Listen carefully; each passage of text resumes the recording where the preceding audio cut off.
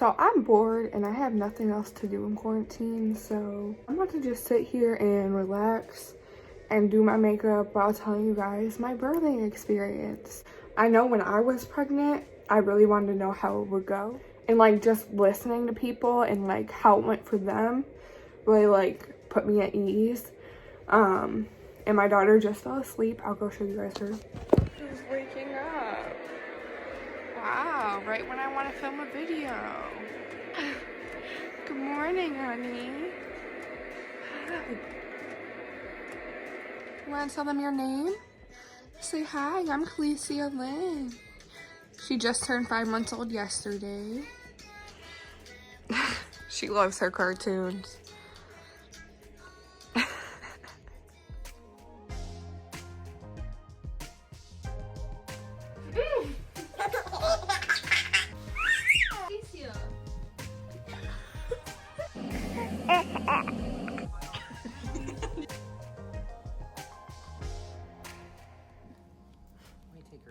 All right, let's get started. I don't know how much time we're gonna have. She is like a ticking time bomb before she starts to get upset. So my daughter's watching cartoons. I'm sorry if that's possibly annoying.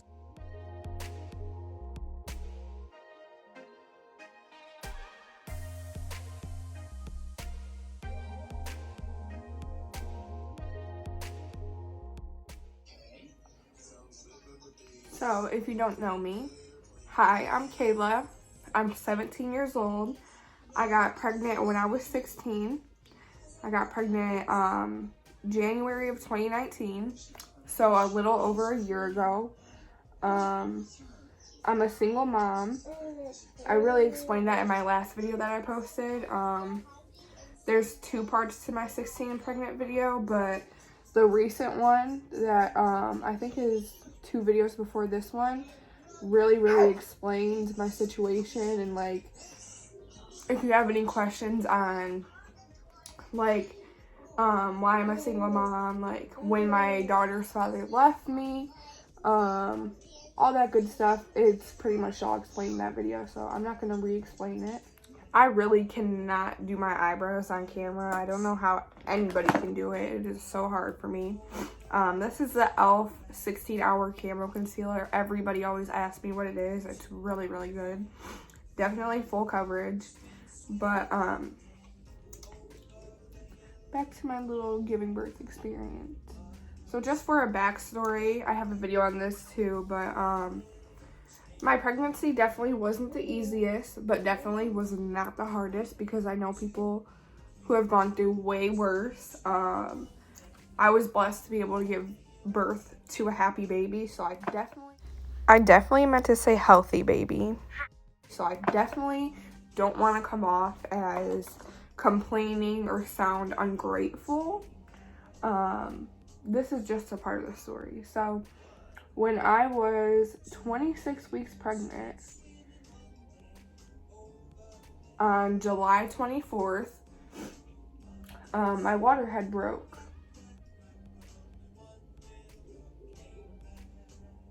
So that was definitely a very scary experience for me.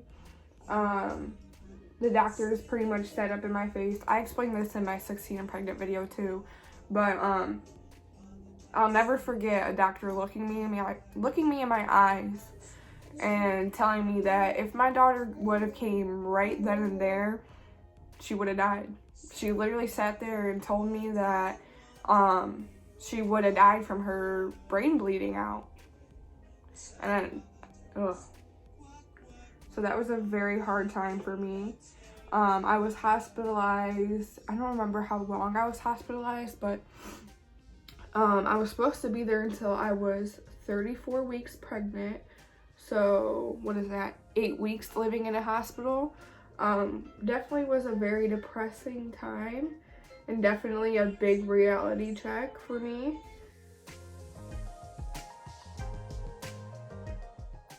So from all the prayers or something, it was all in God's hand at that point. I just prayed every night and had a lot of family praying for me. And I guess my water resealed itself, and I was able to go home. So I went home and I lived my normal life with my normal pregnancy. I was a little bit more cautious. I definitely had a lot of scares that my water broke again or that my water was leaking. Trust and believe. Me and my sister went to the hospital at least 10 times after that because I was very scared and had a lot of anxiety from it. But it never broke again. So if you're pregnant right now and you're scared to go to the hospital because you just went there last week or you were just there yesterday and you're just embarrassed but you're genuinely worried about your baby, my family members always told me that I was doing the right thing. It helped me sleep better at night. They get paid to be there because that's their job to help you. I did get judged a little bit, but I think it was more because I was younger, but I never really cared because at the end of the day, I wanted to make sure my daughter was okay, even though they were all false alarms except for that one time at 26 weeks. I definitely encourage everybody to, if you have any problems or like concerns, to just, it's simple to go to the hospital, especially if you're pregnant. My hospital got me in and out of there within an hour. It was never long at all. Now that I'm thinking about the pandemic, I guess it might not be that easy and you probably don't want to go. But don't ever be scared to call your doctor or call your doctor's office.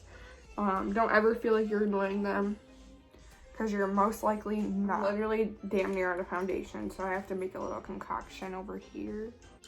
So I'm just using the Maybelline Fit Me. I'm just going to do like one pump in this NARS because it's way too dark for me.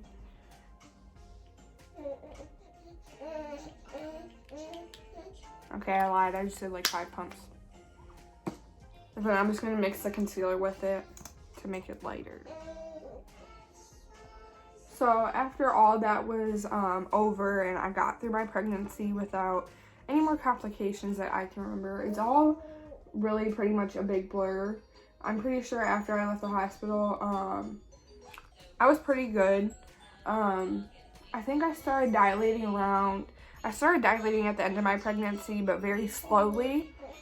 So I had to get induced. So I got my induction date, which was the day of Halloween. I know I look crazy right now, so please don't judge me. Trust the process, I promise. But so my induction date was October 31st, 2019 at 7:30 p.m. So I had to be at the hospital at 7:30 p.m. So the night before I packed her I had her hospital bag packed since I was like 37-ish weeks. I had it packed for a long time just in case, I guess. I don't know where I was going with that sentence. But I had her hospital bag packed. Before I went to the hospital, I ate Pizza Hut because everybody told me to make sure I eat what I want because you can't eat while you're in birth. You can't even drink water. Or while you're in labor, not while you're in birth. I'm just stupid. I was just hanging out at my aunt's house before I went, and once 7 o'clock came around, the hospital was like a half an hour away. Me and my mom headed up there because the people I had in the room was my sister and my aunt, but they just assumed that it was gonna take a while, so they just stayed home. So me and my mom headed up to the hospital around 7. We got there at right before 7:30, so we were on time. I just got foundation in my eyebrow, so let me fix that. So we got there on time. I wasn't nervous at this point. I was more like excited. I guess I didn't really know what was about to go down or what was about to happen, so I wasn't nervous. This is a new foundation that I've been trying out, and it's just clearly not my color, so we're gonna really bring that down my neck. So I had to get induced, whatever. We're waiting there, we're waiting in the waiting room and waiting. So a half an hour goes by, and I go up to the desk because it's empty in there. It's freaking Halloween, like, ain't nobody in there. And it's the maternity floor, so it's just for pregnant people, but there's probably one other family there just talking about how one of their family members gave birth. But other than that, it was pretty empty. So after half an hour, I go up to the desk and she's like, all right, I'm going to figure out what's going on. Mind you, I was very, very excited for this. Very excited to just give birth and have it be over with. So the lady comes back out and she's basically like, you have to go home. Like, we cannot take you. I started bawling my eyes out. I'm like, why? Like, what happened? She was very rude to me. Let me tell you. She was rude. I don't remember what she said because my memory is terrible. But I remember telling my doctor how rude she was. So she was rude. What, mama? She's grunting. She's about to get really angry. So let me hurry up with this part. So she's basically like, you have to go home and reschedule a new date with your doctor. I know, I'm fucking up this road. Whatever. I'm a mess, okay? I'm a mess. But she was like, you have to go home and reschedule with your doctor. My heart was crushed. Like, I was looking forward to this day forever. I even tried to get the day closer. Like, I didn't even want to go on Halloween. Like, I wanted to go as soon as possible. But that's all I had open.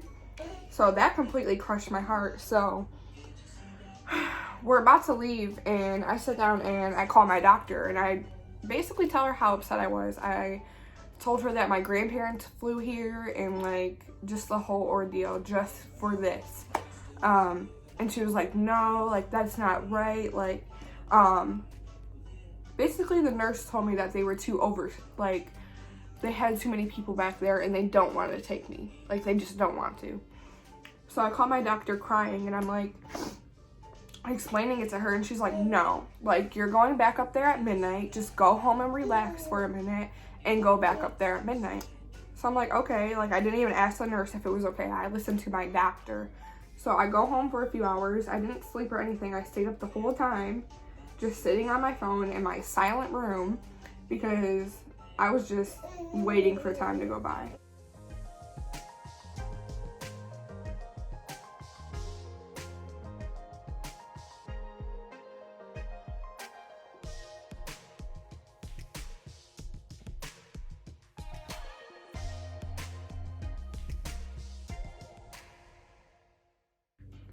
So midnight finally came around. It was like 11:30. So I woke my mom up because she obviously took a nap. So 11:30 finally came around. So we're heading up to the hospital and everything. And by that time a nurse had called me, but I didn't answer because I didn't want her to be like, no, you can't come or something like that. You know what I mean? Like, I didn't want her to be like, hey, just like reschedule for tomorrow or like just anything like that. So I ignored it. I was just following what my doctor said. So I headed up to the maternity ward, and basically I went back up to the desk and I was like, I was here at 7:30 and my doctor told me to come back at 12 because you guys were very busy, and that's what she said. So they gave me attitude. Whatever, I don't care. So we go and sit down and wait again, and then finally, I don't know why it took so long. I guess they had to get the room ready or something. They took me back to my room, and I had to get completely undressed. No bra, nothing, naked, in a gown, and got there at midnight and everything. By the time they got the, is it called Pitocin? Is that what it's called? By the time they got that started, it was 2 in the morning. So just keep that in mind. 2 in the morning is when they started the medicine to get me to go in labor. And, what, honey? I think it was like 2:15. So like 2 o'clock. I got contractions at 4:30, so 2 hours later, 2.5 hours later, I started getting heavy contractions. They put me on a yoga ball, and Lord, let me tell you, I believe that's what pushed me into labor, because that, whoo, that really made him come on strong. Morning, my mom's sleeping. I'm just sitting there staring at the contraction screen. I'm like, whoo, this hurts, whoo. And people told me that contractions were gonna feel like period cramps. No, honey, no, it hurt. Like, that's just that, it hurt. But people really do over exaggerate it. I mean, it hurts, let me tell you, but it's not the end of the world. The nurse was getting on my nerves though. She was like, you just have to breathe. And I'm like, I'm dying. Okay, this hurts. Like, this hurts. So I did get epidural for me, obviously.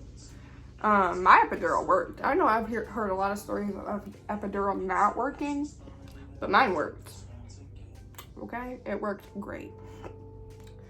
This might be TMI, but the whole time I didn't feel contractions in my stomach. I felt it in my lower area under my vagina, my butthole. And I had a muscle spasm the whole entire time I was having contractions after I got my epidural. I had a muscle spasm in my thigh. I was screaming about my butthole and my leg. That's all you could hear me saying. I'm like, my butthole hurts. And I was like, my leg, like, can somebody rub it? It hurts. I was just, I don't know. I felt like I was going crazy, but it did help the contractions in my stomach. I did not feel anything in my stomach or when I was pushing. I believe I got my epidural around 7 in the morning. I really can't remember.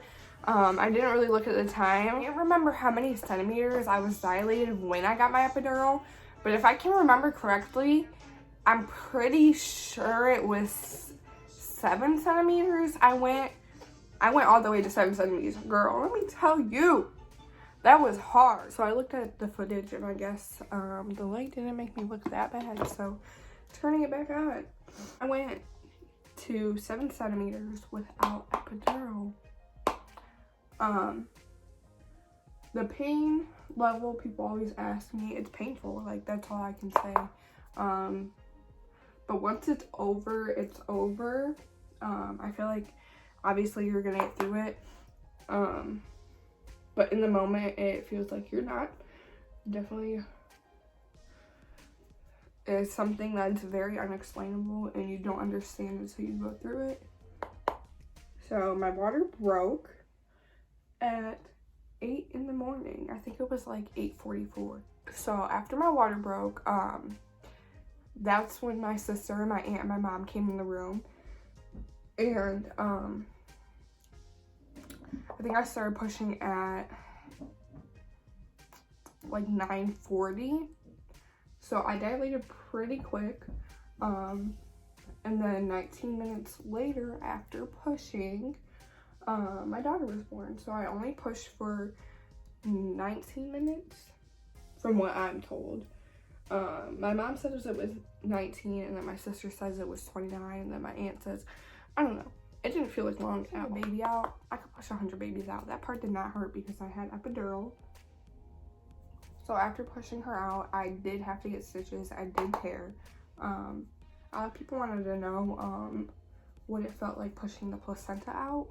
I was holding my daughter, and all I felt was a big slimy thing. Like, I felt like a water balloon come out of me.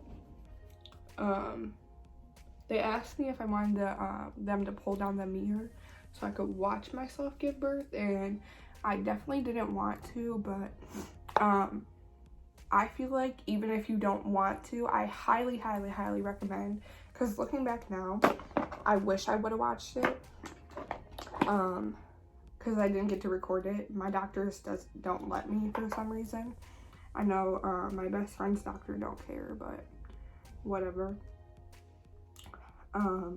I do recommend it because I wish I could have seen it, or at least had it recorded, because I always look back at the one picture that I got of me giving birth, and I love it. So basically, to sum all that up, I was induced. I was induced at 2 in the morning. I got contractions at 4:30. My water broke at 8:45-ish. And I gave birth at 10. So that whole entire process only took about 8 hours, which is great because I know people that are in labor for like 38 hours, and I give anybody props who went through that, because that just sounds ridiculous and very hard. I almost totally forgot to mention that my daughter was an 8-pound baby. She was 8 pounds and 2 ounces, and she was 19.5 inches long, which is weird because at 38 weeks I got an ultrasound, and they tell you like an estimated weight, and they told me that she was 5 pounds at the time, and that she probably wouldn't be over 7. Why was she 8 pounds then? Tell me, because I don't understand. She was big. So if you are pregnant and you go and get that done, they're probably not gonna, it's never right. Everybody I talk to always says that the weight that they tell you is never right. So this is the finished look. My hair is gonna stay messed up until I feel like doing it. Say thank you guys so much for watching. Subscribe to my mom's YouTube channel and follow her on her other social medias. I'll try to put it in the description, but I always forget. Say bye. Oh, don't touch that. Say bye.